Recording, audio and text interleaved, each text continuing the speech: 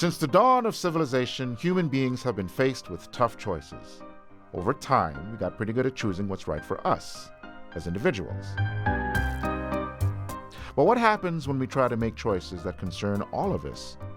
Are we just as good at choosing the right president as we are at choosing the right slice of pizza?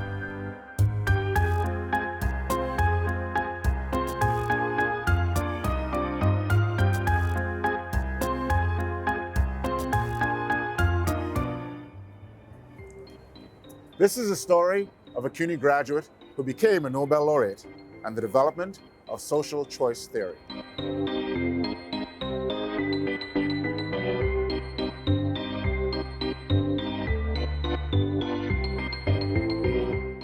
Born in 1921, Kenneth Arrow was only 10 when the Great Depression came knocking on the door of his family home. For Kenneth's father, Harry, this was not the first taste of poverty. A first-generation immigrant, Harry Arrow fought his way up the social ladder, and after graduating from Townsend Harris High School and earning a degree from NYU Business School, he firmly established himself in the banking industry. Now, after living in considerable affluence for over a decade, the Arrows lost most of their accumulated wealth and were forced to move out of the city. For Kenneth, this only meant one thing: more time to read. Of course, among the things we had left were the books, he later said. My parents were people of taste. What they did buy, they bought well. The furniture was good quality. The books were good quality.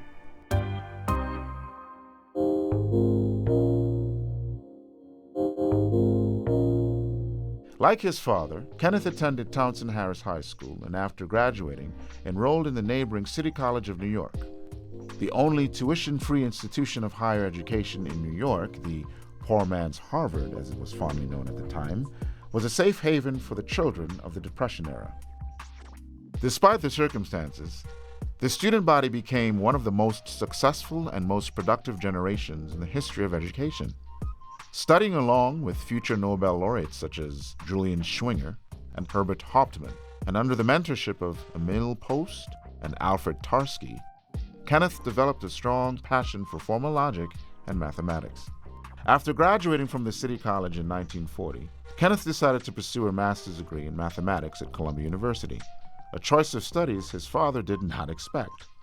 Though my father would have preferred if I had become a businessman, being a scholar was high in his value system, so there was certainly no opposition. Opposition, however, came in a different form.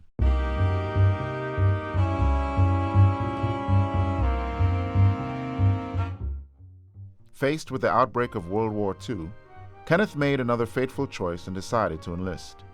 From 1942 to 1946, he served in the Air Corps as a weather officer, rising to the rank of captain. Luckily, his post was exclusively in the research field, and soon enough, Kenneth found a way to apply his talents. In his first published paper, Arrow used his knowledge of mathematics to calculate wind trajectories and determine the fastest paths for U.S. fighter planes to reach their targets in Europe. Originally used in combat planning, this study soon became widely known for its practical implications and is still being used for calculating the quickest routes in commercial aviation.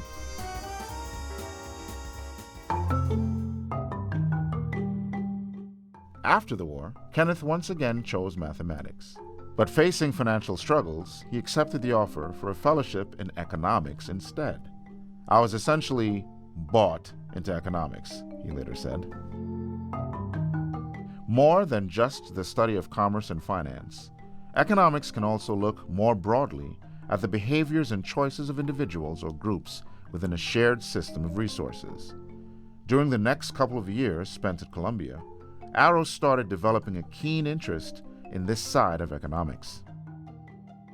Working on his PhD dissertation, he decided to tackle the problem of collective decision-making, specifically in rank voting electoral systems. It was long assumed that in an ideal democratic society, the decisions of the collective would mirror the preferences of individuals. Following this assumption, Arrow tried to create a mathematical formula that would allow decision-making mechanisms to seamlessly convert individual preferences into collective ones. With this goal in mind, he created a set of formal rules that would guarantee the fairness of this process. So how can we run a class democratically? Everyone's for himself. In short, Arrow assumed that if the majority of individuals preferred one choice over the other, then the group's decision should reflect that choice. He also assumed that no individual should have such power to always determine the preference of the group. A hypothetical person Arrow named the dictator.